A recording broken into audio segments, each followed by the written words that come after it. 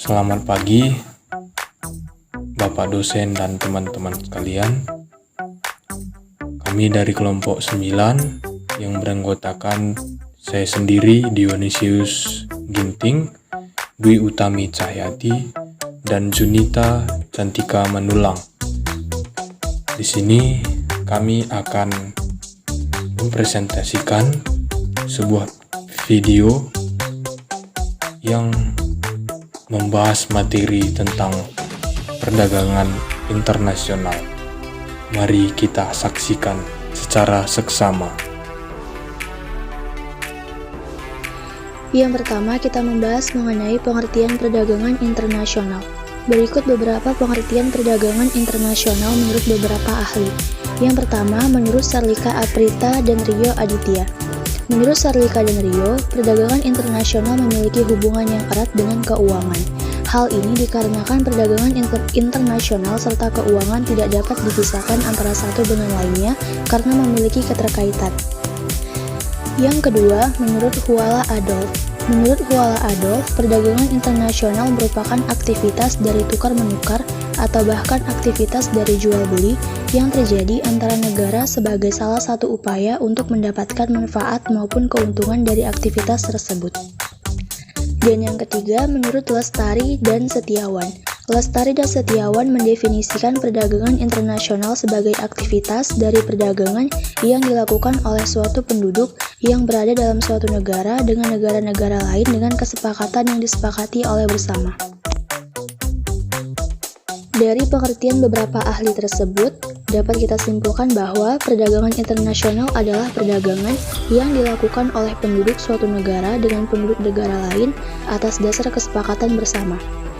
Penduduk yang dimaksud dapat berupa antar perorangan, antara individu dengan pemerintah suatu negara, atau pemerintah suatu negara dengan pemerintah negara lain.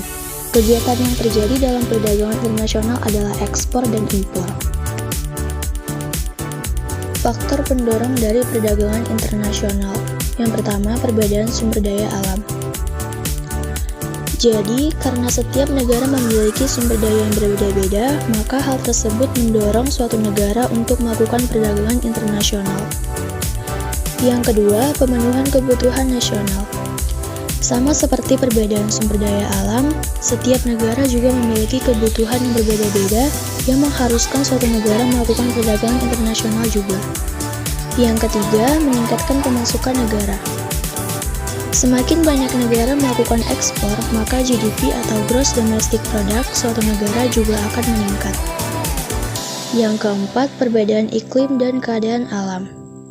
Dan yang terakhir, perbedaan ilmu pengetahuan dan teknologi yang dimiliki. Manfaat perdagangan internasional. Yang pertama, menaikkan GDP suatu negara. Semakin tinggi tingkat GDP yang dimiliki oleh suatu negara, itu menandakan negara tersebut semakin makmur. Yang kedua, menjalin hubungan yang baik antar negara. Dengan adanya perdagangan internasional, maka akan menimbulkan hubungan yang baik antar negara tersebut. Yang ketiga, kebutuhan masyarakat di suatu negara terpenuhi. Salah satu tujuan dilakukannya perdagangan internasional adalah untuk memenuhi kebutuhan masyarakat yang tidak bisa dipenuhi oleh negara tersebut. Yang keempat, memperluas pasar. Yang kelima, eksistensi tenaga kerja. Maksud dari eksistensi tenaga kerja di sini adalah jika suatu negara semakin banyak melakukan ekspor, maka semakin terbuka pula lapangan pekerjaan negara tersebut. Dan yang keenam, menaikkan devisa negara. Pembahasan yang selanjutnya adalah nilai tukar dan neraca pembayaran internasional.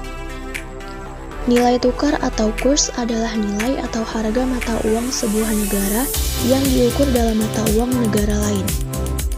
Nilai mata uang punya peranan penting dalam keputusan-keputusan pembelanjaan, karena kurs memungkinkan kita menerjemahkan harga-harga dari berbagai negara ke dalam satu bahasa yang sama. Kurs juga memiliki beberapa jenis. Yang pertama, kurs jual. Pengertian kurs jual adalah di mana bank atau pedagang falas. Falas itu adalah singkatan dari valuta asing, membeli valuta asing. Termasuk juga jika Anda ingin menukarkan valuta asing untuk ditukar dengan mata uang negara Anda. Bisa juga disebut sebagai kurs yang berlaku jika pedagang falas membeli mata uang dari negara lain. Yang kedua, ada kurs beli. Pengertian kurs beli adalah di mana bank atau pedagang falas menjual valuta asing. Misalnya, jika Anda ingin menukarkan mata uang negara Indonesia atau dalam bentuk rupiah dengan mata uang negara Amerika atau dalam bentuk dolar. Yang ketiga, kurs tengah. Pengertian kurs tengah adalah istilah yang digunakan untuk gabungan antara kurs jual dan beli. Jadi, kurs jual ditambah dengan kurs beli kemudian dibagi dua atau rata-ratanya adalah kurs tengah. Ada beberapa faktor yang mempengaruhi kurs. Antara lain yang pertama, tingkat inflasi. Inflasi adalah kenaikan harga suatu barang atau jasa. Inflasi pada suatu negara juga akan mengakibatkan nilai mata uang negara tersebut melemah. Dalam pasar valuta asing yang menjadi dasar utama adalah perdagangan internasional, baik berbentuk jasa maupun barang.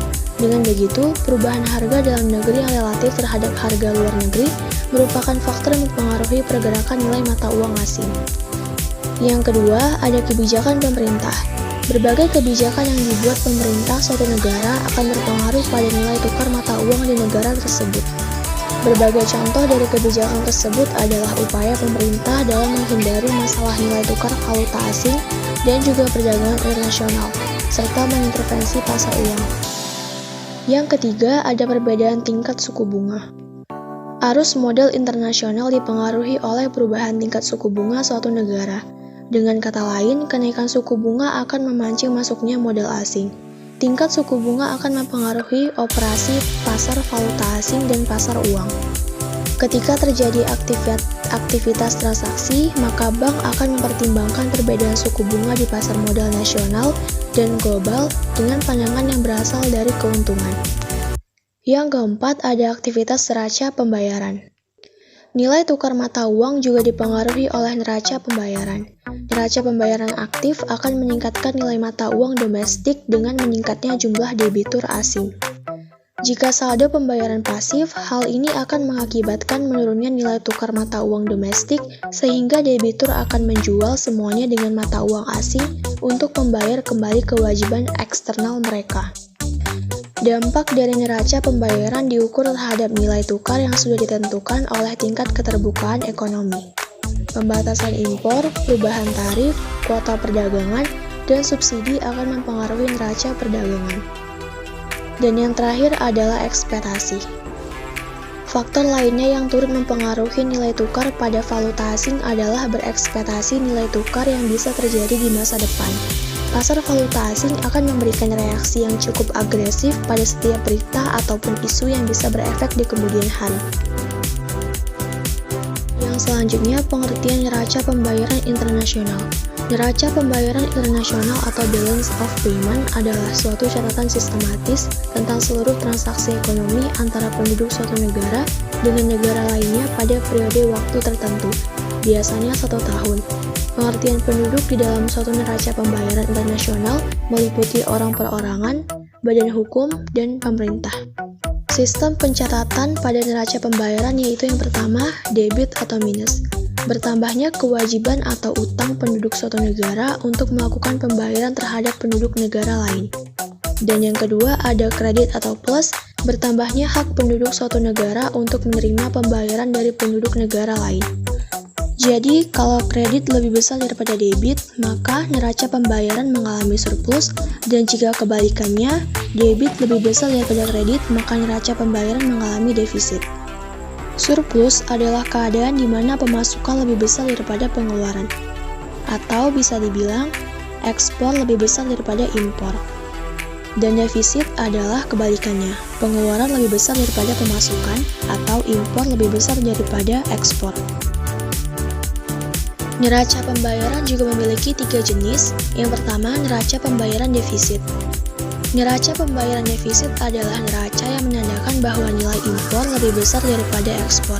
Jika suatu negara terus-menerus mengalami defisit, maka sektor keuangan berjalan lambat sehingga pertumbuhan ekonomi sulit untuk berkembang.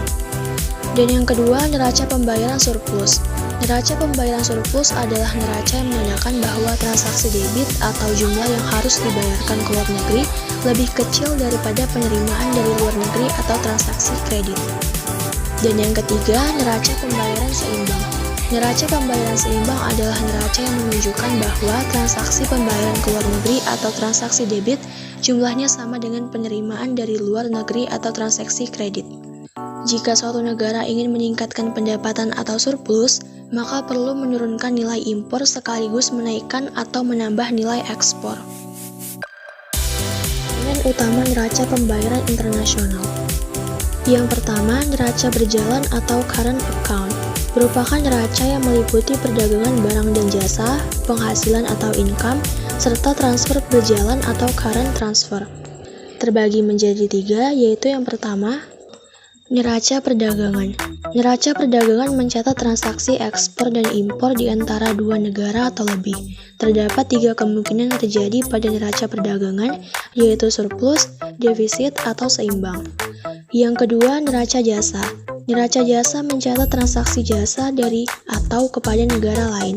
Transaksi yang dimasukkan ke dalam neraca jasa adalah seluruh transaksi ekspor dan impor, jasa seperti tenaga kerja, pengiriman uang, biaya transportasi, biaya asuransi, dan pariwisata. Dan yang ketiga ada neraca transaksi sepihak atau transaksi unilateral. Neraca unilateral mencatat transaksi sepihak berupa hadiah atau bantuan sosial yang diterima atau diberikan dari atau ke luar negeri tanpa kewajiban untuk membayar kembali. Yang kedua, neraca modal atau capital account. Neraca modal mencatat transaksi penerimaan atau pembayaran sehubungan dengan pinjaman dan penanaman modal atau ekspor dan impor modal yang terjadi di antara dua negara atau lebih, baik untuk investasi jangka pendek maupun jangka panjang. Jadi, investasi jangka pendek itu misalnya membeli obligasi untuk memperoleh keuntungan, dan contoh investasi jangka panjang adalah misalnya membeli saham untuk investasi jangka panjang. Yang ketiga ada neraca moneter atau monetary account. Neraca moneter mencatat mutasi dalam hubungannya dengan IMF serta memperlihatkan perkembangan atau perubahan cadangan devisa suatu negara. Cadangan tersebut bisa berupa emas atau valuta asing lainnya. Dan tentunya, neraca pembayaran bagi suatu negara memiliki beberapa fungsi, di antara lain yang pertama, sebagai bahan pertimbangan pemerintah untuk mengambil langkah-langkah di bidang ekonomi, seperti ekspor dan impor, utang piutang, penanaman modal di dalam dan di luar negeri, serta hubungan lainnya menyangkut neraca pembayaran. Yang kedua, bisa sebagai bahan pertimbangan pemerintah untuk mengambil langkah-langkah di bidang moneter dan fiskal. Di neraca pembayaran kan bisa dilihat jumlah cadangan devisa. Jadi kalau cadangan devisa menipis, maka pemerintah perlu membuat kebijakan untuk menambah devisa atau menghemat devisa. Yang ketiga, bisa sebagai bahan pertimbangan pemerintah untuk mengetahui pengaruh hubungan ekonomi internasional terhadap pendapatan nasional. Dan yang terakhir, bisa sebagai bahan pertimbangan pemerintah untuk mengambil kebijakan di bidang politik perdagangan internasional. B. Teori perdagangan internasional menurut para ahli.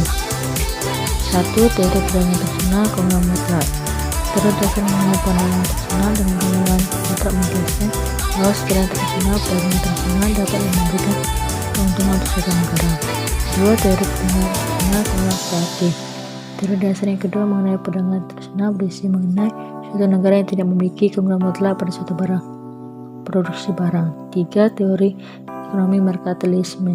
Teori ketiga ini diperankan oleh Victor de Recruit dan Marquis de Mirabeau pada tahun 1763. Teori perdagangan internasional ini mendasarkan mengenai kekayaan suatu negara yang dibutuhkan dengan emas atau perak. 4. Teori Heckscher atau HO. Teori perdagangan internasional yang keempat dikembangkan oleh seorang sejarawan ekonomi yang berasal dari Swedia bernama Eli Heckscher serta Bertil Ohlin, tak lain adalah murid dari Eli. 5. Teori permintaan timbal balik atau reciprocal demand. Teori permintaan timbal balik ini ditemukan oleh John Stuart Mill yang melanjutkan dari teori kooperatif yang dicetuskan oleh Ricardo. Menurut teori permintaan timbal balik ini, J.S. Mill memaparkan bahwa ada titik keseimbangan pertukaran barang yang terjadi antara dua negara dengan perbandingan dari pertukarannya adalah dengan menentukan dasar tukar dalam negeri atau DTD. 6. Teori mazhab neoklasik. Teori kelima mengenai perdagangan internasional adalah mazhab neoklasik yang memiliki pandangan berbeda dari teori perdagangan internasional lainnya. Multiplier perekonomian terbuka. Multiplier atau pengganda adalah salah satu koefisien atau angka yang dapat menjelaskan besarnya tambahan pendapatan nasional sebagai akibat dari adanya tambahan variabel tertentu dalam perekonomian. Perekonomian terbuka adalah perekonomian yang melibatkan diri dalam perdagangan internasional, barang dan jasa serta modal dengan negara-negara lain. Sistem ini memberikan kesempatan bagi masyarakatnya untuk berinteraksi dalam bidang ekonomi dengan negara lain, baik itu perseorangan, swasta, ataupun pemerintahan. Kebijakan ekonomi internasional. A. Instrumen kebijakan ekonomi internasional. Instrumen kebijakan ekonomi internasional ini dibedakan berdasarkan kegiatan atau tindakan yang dilakukan. Setidaknya ada 3 instrumen penting yang ada dalam kebijakan ekonomi internasional, yaitu 1. Kebijakan perdagangan internasional. Ruang lingkup kebijakan perdagangan internasional meliputi segala tindakan yang dilakukan oleh pemerintah terhadap sebuah rekening yang masih atau sedang berjalan transaksinya dan neraca pembayaran internasional, khususnya hal-hal yang berhubungan dengan kegiatan ekspor dan impor suatu produk baik barang maupun jasa. 2. Kebijakan pembayaran internasional. Untuk kebijakan pembayaran ini mencakup beberapa hal mengenai kebijakan pemerintah terhadap rekening modal dalam neraca pembayaran internasional, tepatnya pada pengawasan terhadap pembayaran internasional. 3. Kebijakan bantuan luar negeri. Kebijakan bantuan luar negeri merupakan sebuah tindakan atau kebijakan yang dilakukan oleh pemerintah yang berhubungan dengan bantuan, pinjaman, dan lainnya. Bantuan itu berupa bantuan dengan tujuan untuk membantu rehabilitasi serta pembangunan dan bantuan militer kepada negara lain. B. Tujuan kebijakan ekonomi internasional.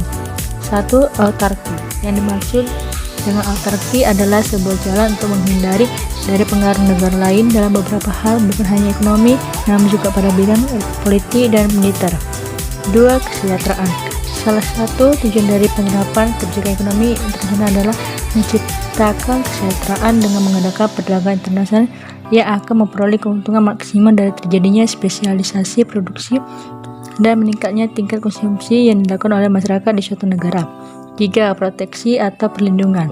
Sesuai dengan namanya proteksi, yakni perlindungan, di mana penerapan kebijakan ekonomi internasional bertujuan untuk melindungi semua industri yang sedang mengalami perkembangan atau sedang tumbuh, dan juga melindungi perusahaan baru yang dari perusahaan-perusahaan besar yang melakukan hal semuanya sendiri dengan kelebihan dan keunggulannya, serta memberikan perlindungan produk dalam negeri dari persaingan barang-barang impor. 4. Keseimbangan neraca pembayaran. Keseimbangan neraca pembayaran merupakan tujuan dari diterapkannya kebijakan ekonomi internasional, karena pada dasarnya penerapan kebijakan ekonomi internasional ini akan mempengaruhi keadaan neraca pembayaran pula. 5. Pembangunan ekonomi. Terjadinya pembangunan ekonomi merupakan salah satu tujuan utama dari diterapkannya kebijakan ekonomi internasional. Perlu kita ketahui bahwasanya ketika suatu negara mengalami pembangunan ekonomi yang baik dan merata, maka menunjukkannya kesejahteraan masyarakatnya terjamin. 3. Proteksi. Sesuai dengan namanya proteksi, yakni perlindungan, di mana penerapan kebijakan ekonomi internasional tujuan untuk melindungi semua industri yang sedang mengalami perkembangan atau sedang tumbuh, dan juga melindungi perusahaan baru yang dari perusahaan-perusahaan besar melakukan hal semuanya sendiri dengan kelebihan dan keunggulannya, serta memberikan perlindungan produk dalam negeri dari persaingan barang-barang impor. 4. Keseimbangan neraca pembayaran merupakan tujuan dari terapkannya kebijakan ekonomi internasional, karena pada dasarnya penerapan kebijakan ekonomi internasional ini akan mempengaruhi keadaan neraca pembayaran pula. 5. Pembangunan ekonomi. Terjadinya pembangunan ekonomi merupakan salah satu tujuan utama dari diterapkannya kebijakan ekonomi internasional. Perlu kita ketahui bahwasanya ketika suatu negara mengalami pembangunan ekonomi yang baik dan merata, maka menunjukkan kesejahteraan masyarakatnya terjamin. C. Macam-macam bentuk kebijakan ekonomi internasional. 1. Tarif. Yang dimaksud dengan tarif adalah suatu pajak yang dikenakan pada semua barang yang telah melewati batas suatu negara. Ada beberapa jenis atau bentuk dari tarif, yakni A. Biaya ekspor. Untuk tarif di sini adalah pajak atau biaya yang dikenakan kepada barang-barang yang diangkut atau dikirim ke negara lainnya. B. Biaya transito merupakan suatu jenis tarif atau biaya yang dikenakan kepada barang-barang yang telah melewati batas wilayah suatu negara dengan ketentuan bahwasanya barang-barang tersebut memang tujuan akhirnya akan dikirim ke negara lainnya. C. Biaya impor. Sedangkan biaya impor adalah pajak atau biaya yang dikenakan kepada barang-barang yang masuk ke dalam custom area yang dimana tujuan akhirnya adalah dalam negeri. 2. Kota. Yang dimaksud dengan kota adalah sebuah pembatasan yang diberlakukan kepada barang-barang impor dan jumlah barang-barang ekspor. 3. Kota impor merupakan batasan yang diberikan dan diberlakukan kepada setiap barang impor. Ada beberapa jenis kota impor, antara lain kota absolut di mana batasan ditentukan oleh negara yang bersangkutan, kota negosiasi di mana batasan ditentukan dari perjanjian dua pihak yang bersangkutan, tarif kota yang merupakan gabung dari tarif dan kota itu sendiri, dan kota campuran yakni kota yang murni dibebankan untuk melindungi industri dalam negeri agar tetap bisa bersaing. 4. Kota ekspor. Kota yang biasanya diberlakukan kepada bahan-bahan mentah yang termasuk ke dalam komoditas perdagangan penting. 5. Subsidi merupakan sebuah bantuan yang diberikan kepada masyarakat diambil dari alokasi dana atau anggaran yang diberikan kepada perusahaan yang memproduksi, menjual, dan kegiatan lainnya. 6. Dumping merupakan sebuah kebijakan yang dilakukan oleh suatu negara dengan cara menjual barang-barang ke luar negeri dengan harga yang jauh lebih murah dari harga jual dalam negeri. Pecundang dari perdagangan internasional. Studi kasus impor 28 jenis buah musiman di Indonesia.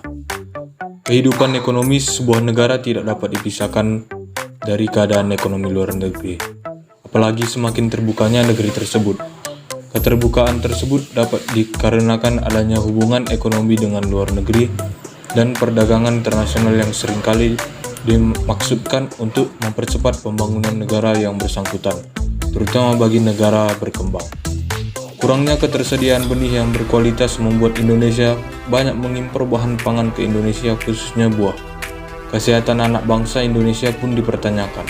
Ditambah lagi perubahan perilaku konsumen yang semakin menikmati produk impor. Karena buah impor semakin gampang dan murah untuk mendapatkannya, dan harga yang relevan bagus, ini membuat para konsumen sangat tertarik dengan adanya buah impor saat ini. Hal ini menunjukkan kurangnya berpihaknya kebijakan fiskal terhadap buah lokal.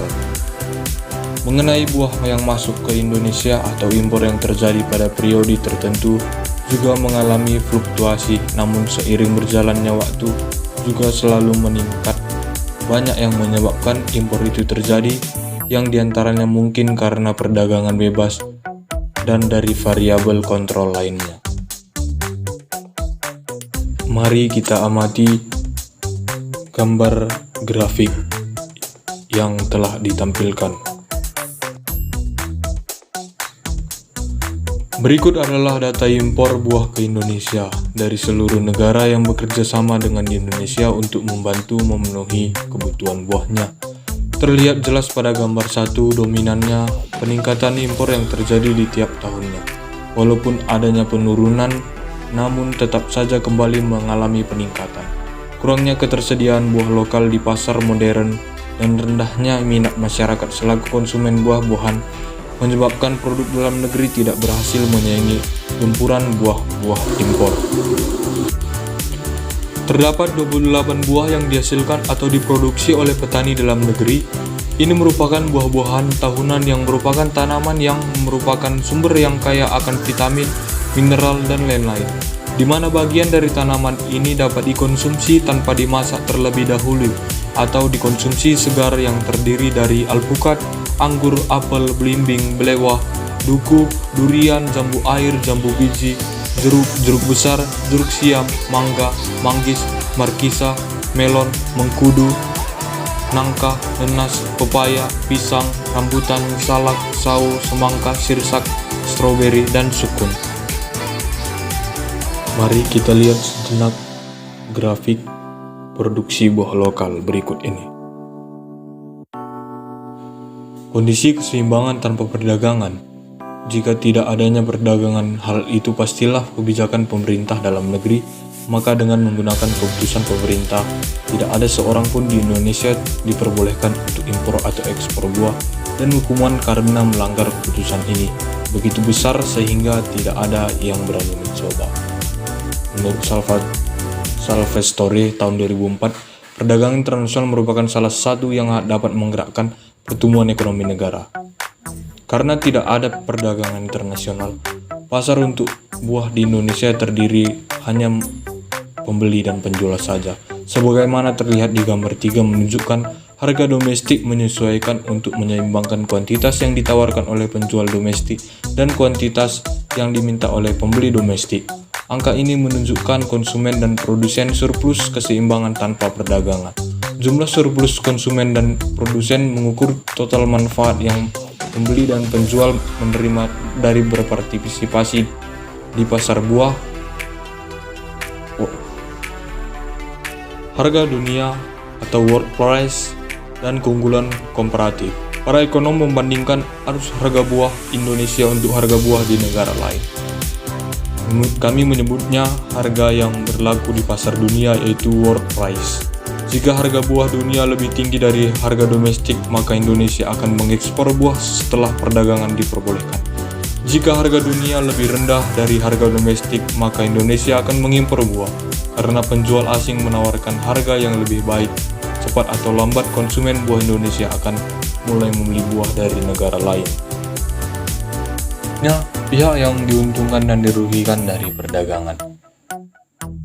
Berbagai rangkaian proses yang berkaitan satu sama lain dan membentuk suatu kesatuan sistem agribisnis yang terdiri dari sistem praproduksi, produksi, pengolahan, dan pemasaran dilakukan untuk mengembangkan produk-produk unggulan. Menurut Kartasasmita tahun 1996. Menurut Bizono tahun 2005, pertumbuhan ekonomi merupakan salah satu indikator kemajuan pembangunan. Indonesia mengambil harga dunia buah seperti yang diberikan atau bisa disebut dengan price taker. Keuntungan dan kerugian dari negara pengimpor. Negara yang memiliki faktor produksi yang menguntungkan juga akan bisa melakukan perdagangan internasional dengan syarat negara tersebut memiliki kemampuan untuk menghasil satu atau beberapa jenis barang yang paling produktif dibandingkan dengan negara lainnya. Seperti gambar 4 menunjukkan jumlah dalam negara yang disediakan kurang dari jumlah yang diminta dalam negeri. Perbedaan antara kuantitas negeri diminta dan kuantitas dalam negeri dipasok dibeli dari negara lain, dan Indonesia menjadi importer buah. Dalam hal ini, garis horizontal pada harga dunia merupakan pasokan harga dari seluruh dunia. Kurva penawaran ini elastis sempurna karena Indonesia adalah ekonomi kecil dan oleh karena itu dapat membeli banyak buah yang diinginkan dengan harga dunia. Setelah perdagangan diperbolehkan, harga domestik turun sama dengan harga dunia. Kurva penawaran menunjukkan jumlah diproduksi di dalam negeri, dan kurva permintaan menunjukkan jumlah yang dikonsumsi di dalam negeri. Impor sama dengan perbedaan antara kuantitas dalam negeri diminta dan kuantitas dalam negeri disediakan dengan harga dunia. Pembeli diuntungkan atau surplus konsumen naik dari A ke A tambah B tambah D, dan penjual dirugikan atau surplus produsen jatuh dari B tambah C ke C. Jumlah surplus naik dengan jumlah yang sama ke daerah D, menunjukkan bahwa perdagangan menimbulkan kesejahteraan ekonomi negara secara keseluruhan. Efek dari tarif pajak. Pajak adalah iuran rakyat kepada kas negara berdasarkan undang-undang yang dipaksakan dengan tiada mendapat jasa timbal yang langsung dapat ditunjuk dan yang digunakan untuk pengeluaran umum. Gambar 5 menunjukkan pasar Indonesia untuk buah. Di bawah perdagangan bebas, harga domestik sama dengan harga dunia. Tarif A meningkatkan harga buah impor di atas harga dunia dengan jumlah tarif. Pemasok dalam negeri buah yang bersaing dan pemasok buah impor sekarang dapat menjual buah mereka untuk harga dunia ditambah jumlah tarif. Perubahan harga mempengaruhi perilaku pembeli domestik dan penjual. karena tarif meningkatkan harga buah, mengurangi kuantitas dalam negeri menuntut dari key demand 1 dan key demand 2 dan meningkatkan kuantitas dalam negeri dipasok dari quantity supply 1 dan ke quantity supply 2. Dengan demikian tarif mengurangi jumlah impor dan memindahkan pasar domestik lebih dekat dengan equilibrium tanpa perdagangan. Sebelum adanya tarif, harga domestik sama dengan harga dunia. Surplus konsumen daerah antara kurva permintaan dan harga dunia adalah daerah A tambah B tambah C tambah D tambah E tambah surplus produsen F. Daerah antara kurva penawaran dan harga dunia adalah daerah pendapatan G. Pemerintah sama dengan 0. Total surplus, jumlah surplus konsumen, surplus produsen dan pendapatan pemerintah adalah daerah A tambah B tambah C tambah D tambah E tambah F tambah G.